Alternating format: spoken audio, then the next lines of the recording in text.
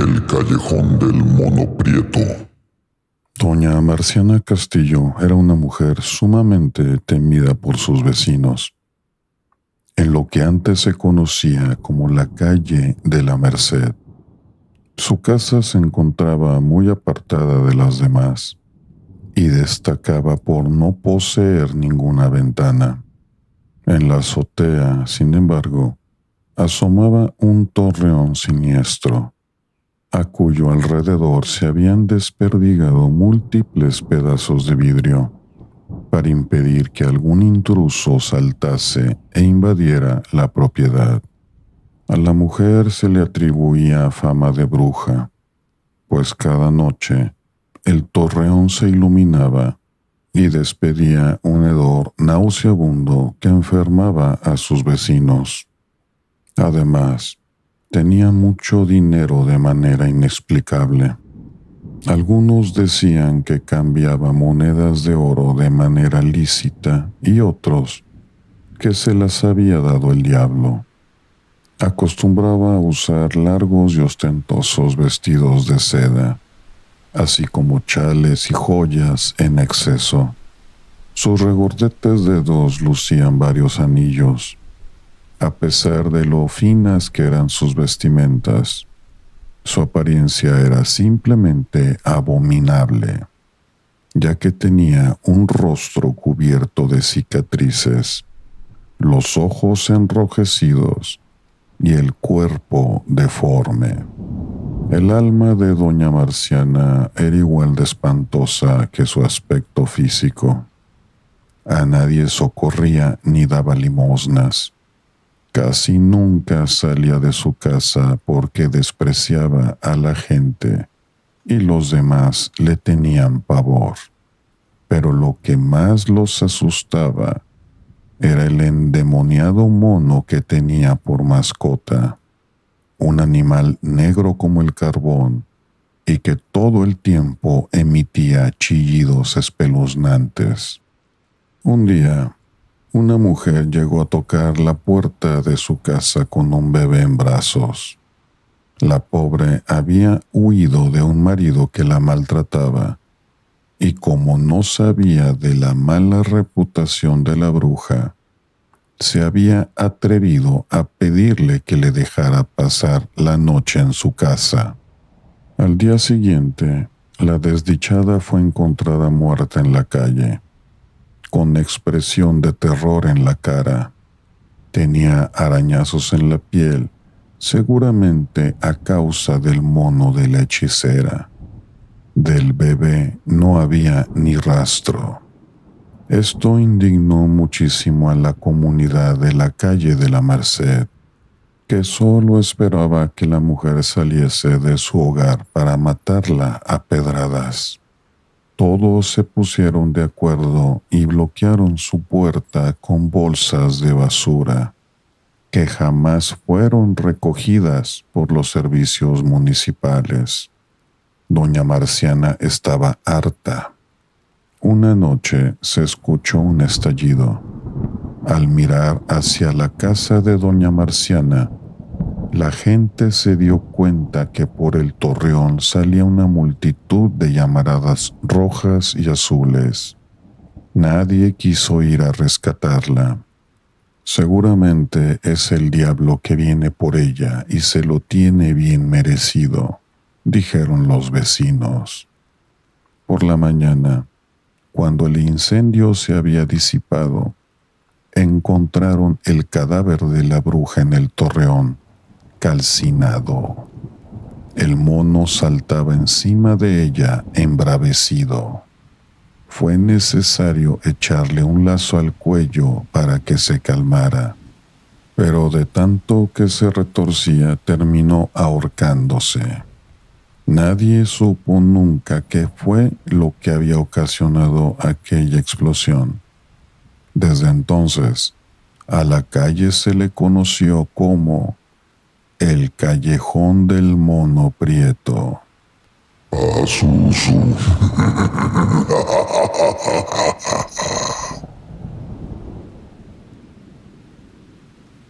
La calle de Tres Cruces. Al final de lo que es la actual calle de San Francisco, muy cerca de la plaza principal del centro histórico zacatecano, vivía una vez un hombre llamado Don Diego Gallinar. Él era un tipo acaudalado y su vivienda, una hermosa casona de 3 pisos. Allí habitaba con su sobrina Beatriz Moncada, de la cual era tutor. La muchacha no tenía permitido ir a fiestas, ni salir a otro lugar que no fuera la iglesia. Su tío quería casarla con su único hijo, Antonio, quien se había ido al puerto de Veracruz para combatir a los piratas. Y es que, como Beatriz era heredera de la gran fortuna de sus padres, don Diego se complacía al pensar que una vez que estuviera unida a su primo, la fortuna familiar permanecería en sus manos. Lo único que lo inquietaba era la misteriosa melodía de violín que desde hacía varias noches escuchaba afuera de su casa. No bien acababan de repicar las campanas de la medianoche. Poco sospechaba que el responsable de la canción era un joven indígena de nombre Gabriel García, quien se había enamorado de Beatriz al cruzarse con ella en la misa del domingo. La joven solía subir hasta el mirador para escuchar la serenata, correspondiendo con toda su alma a los sentimientos de aquel muchacho humilde. Cierta noche, don Diego decidió retirarse a dormir más tarde y siguió a su sobrina. El hombre estalló en cólera al descubrir a Gabriel y percatarse de las intenciones que tenía con la jovencita. Indio malnacido y cobarde, largo de mi casa si no quieres que te eche a la fuerza, y no se te ocurra volver a ver a Beatriz. Gabriel, insultado por sus crueles palabras, desenvainó su espada y lo retó a pelear. Don Diego, indignado por su insolencia, no osó rechazar el duelo. En su afán de herir al indio, se lanzó contra él con furia, insertándose en el pecho la espada de Gabriel y quedando inerte en el piso. El joven se horrorizó al darse cuenta de que lo había matado. No vio cuando uno de los sirvientes del hacendado salió de la casa para clavarle un puñal por la espalda. En lo alto del mirador acristalado, Beatriz, al ver los cuerpos de su amado y de su tío asesinados, perdió la conciencia. Su cuerpo cayó atravesando el cristal y se estrelló contra el pavimento, muriendo al instante. Al día siguiente se marcaron 3 cruces de cal en el lugar en el que habían estado los cadáveres. Esto ocurrió el 2 de noviembre de 1763. Y es por eso que a la presente calle se le llama la calle de las 3 cruces. De vez en cuando, cuentan, se puede ver a los fantasmas de los fallecidos y cómo la fatídica escena de sus muertes se repite desde la mansión. Pazuzu.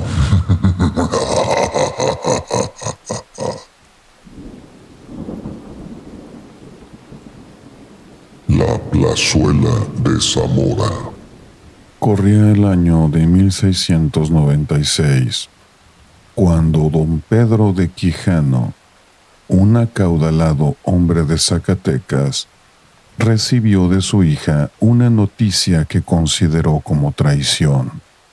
La joven y bella María Leonor había decidido no casarse con don Juan Antonio de Ponce y Ponce, un rico minero que poseía la hacienda de San José.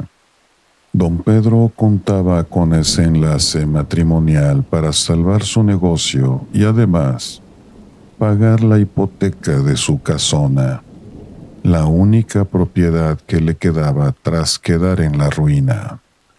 Prefiero morirme o entrar a un convento que ser la esposa de ese hombre, le había dicho María Leonor con orgullo. Ella tenía sus razones para negarse a ese matrimonio. Amaba profundamente a José Manuel Zamora, el joven ahijado de doña Catalina de Sandoval. Esta mujer, rica y bondadosa, había sido la mejor amiga de la difunta madre de María Leonor y pensaba heredar todos sus bienes a José Manuel, consciente del gran amor que compartía con la muchacha. Pero don Pedro, cegado por la ambición, no permitiría que se truncaran sus planes. Buscó a una mulata que practicaba las malas artes y le ordenó que investigara a su hija. No había transcurrido ni una semana cuando la bruja le informó todo lo que estaba ocurriendo con María Leonor y José Manuel. La muchacha tenía la costumbre de ir a escuchar misa en el convento de la Merced, en compañía de sus criadas. Allí se encontraba con su amado en la pila del agua bendita y le dedicaba una dulce sonrisa. Luego él la seguía hasta su casa y se despedía de ella con una respetuosa reverencia hasta que llegaba la noche. Era entonces cuando el galán se acercaba a la ventana de su novia y le ofrecía hermosas serenatas. Don Pedro, furioso, urdió un plan para separar a los jóvenes amantes. Habían empezado a circular los rumores de que alguien quería derrocar a don Juan de León Valdés, alcalde de Zacatecas. Aprovechándose de las habladurías, don Pedro se presentó ante él, informándole que un hombre estaba rondando su casa con la intención de matarlo. Ese malnacido sabe lo fiel que soy a su gobierno y quiere castigarme por mi lealtad. Si lo arrestan en el momento justo, estoy seguro de que encontrarán documentos que comprueben su culpabilidad. Así será, mi buen amigo, dijo don Juan. Le agradezco por la información.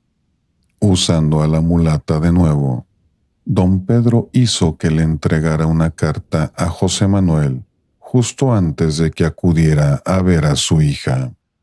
En ella había escrito los pormenores de un supuesto plan para eliminar a don Juan de León de la alcaldía. Antes de enviar a la bruja, don Pedro le advirtió que no debía decirle al muchacho quién se le enviaba. José Manuel recibió el mensaje y lo guardó en su bolsillo sin abrirlo, acercándose a la ventana de María Leonor. Pero antes de que pudieran verse, los guardias del gobernador llegaron para arrestarlo. La pobre chica, al ver cómo se lo llevaban, corrió con su padre para pedirle que lo ayudara. Sin embargo, la respuesta de don Pedro fue inclemente. Dios castiga a quienes desobedecen las leyes. Al día siguiente se llevó a cabo la ejecución de José Manuel en la plazuela. Estaba pálido y demacrado, pues lo habían torturado por horas. Pensó por última vez en su amada y sucumbió ante el verdugo. María Leonor se metió en un convento de monjas. No pudo olvidar a su novio hasta el día de su muerte.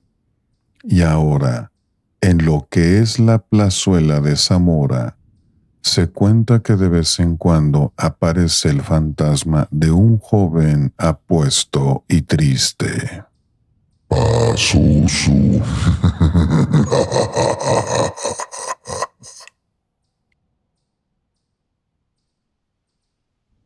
La calle de los perros. Doña Nicolasa Rojas era conocida por los zacatecanos por ser una mujer tacaña y acumuladora. Vivía en una casa con una gran multitud de perros de diferentes tamaños. La propiedad se ubicaba justo detrás de la calle del ferrocarril y era la más amplia y lujosa del barrio. Esta mujer se había ganado el odio de sus vecinos, no solo por el ruido y el hedor que se desprendían de su hogar, sino también por su desempeño como prestamista. En su ambición, se aprovechaba de quienes pasaban por un momento de necesidad para prestarles dinero, a cambio de dejarle como prenda sus más valiosas posesiones. Cuando a los pobres se les agotaba el plazo para pagar, sin ningún remordimiento ponía a la venta esos objetos que habían esperado recuperar algún día. La mayoría de sus mercancías, sin embargo, eran alhajas y cosas robadas. Todos en la calle la apodaban Cajón de Reales, por la descarada respuesta que daba cada vez que alguien le pedía explicaciones sobre la fortuna que estaba amasando. Es solo un cajoncito Reales para dar de comer a mis animalitos. Nadie habría osado robarle nunca, debido a los feroces perros con los que vivía. Cada día, un empleado del rastro acudía llevando una gran cantidad de carne fresca, que los canes devoraban con saña. Se dice que un día, una caravana de gitanos llegó a la ciudad con su espectáculo ambulante. Doña Nicolasa, que nunca salía a ninguna parte, de pronto comenzó a asistir a todas las funciones. Al término de cada show, el jefe, un hombre negro e intimidante, la acompañaba de vuelta a casa.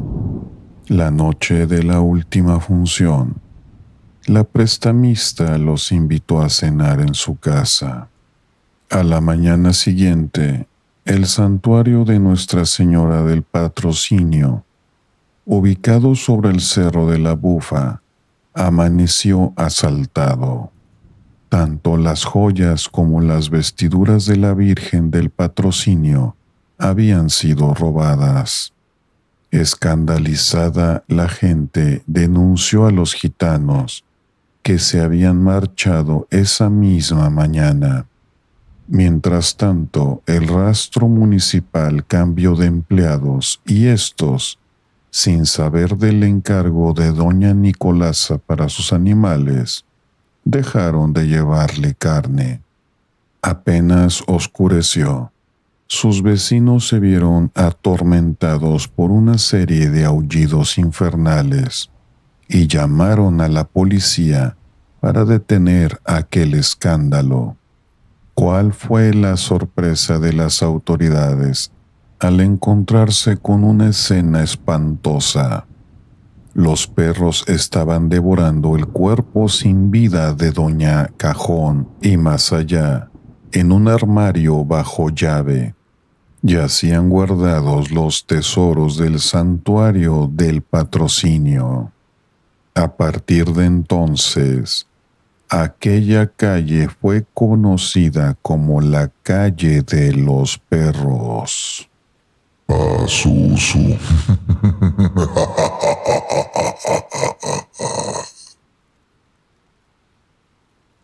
Una confesión de ultratumba. Martín Esqueda, sacerdote del templo de Santo Domingo, acababa de irse a dormir cuando escuchó que alguien tocaba desesperadamente la puerta. Asustado, se levantó a toda prisa y abrió para recibir a una mujer de aspecto humilde, vestida de negro con un rebozo sobre los cabellos. «Es un enfermo que tengo en casa, padre. Está muy grave y vine a suplicarle que me acompañe para darle la última bendición», le explicó ella. Rápidamente, Martín se vistió y fue con ella a recorrer las callejuelas oscuras del centro, pasando por la antigua plaza de toros y llegando hasta un cuartito miserable, en donde un hombre con aspecto de desahuciado le esperaba tendido en un catre. El enfermo lo llamó. «Aquí estoy, hijo mío. Padre, por favor, antes de morirme necesito confesarme». «Te escucho, hijo mío. Cuéntame tus pecados». El moribundo procedió a confesar su arrepentimiento por una larga lista de acciones reprochables, entre lágrimas y sollozos. Martín se sentó a su lado, quitándose la estola que llevaba sobre su túnica y colgándola en una percha de la pared. Consoló al enfermo con paciencia y finalmente le otorgó la absolución. Tras despedirse de él y de su esposa, regresó a la parroquia. Al día siguiente descubrió que se había olvidado de la estola y envió al monaguillo a buscarla. No obstante, el muchacho volvió un rato después, afirmando que nadie le había abierto la puerta. Extrañado, el sacerdote volvió a mandar a un sacristán, quien tardó 1 hora en regresar con la misma excusa. Ya bastante extrañado, Martín decidió ir a buscarla en persona, pero al llegar a la humilde vivienda, nadie le abrió. Lo cierto es que el lugar parecía abandonado. De inmediato fue a buscar al dueño del habitáculo para preguntarle por la pareja que vivía allí. «Debe estar confundiéndose, padre. Allí no ha vivido nadie en años. Le juro que anoche confesé aquí mismo a un enfermo». «Le aseguro que no», le dijo él. «Pero si quiere salimos de dudas y le muestro». El hombre sacó una llave para abrir la puerta, la misma que había usado la mujer la noche anterior, y entraron. La habitación estaba llena de polvo y muebles sin usar. Había telarañas por todas partes. Era obvio que hacía mucho tiempo que nadie vivía allí. Sin embargo, Martín se puso pálido al mirar una percha en el muro y descubrir que su estola seguía colgada. Pazuzu.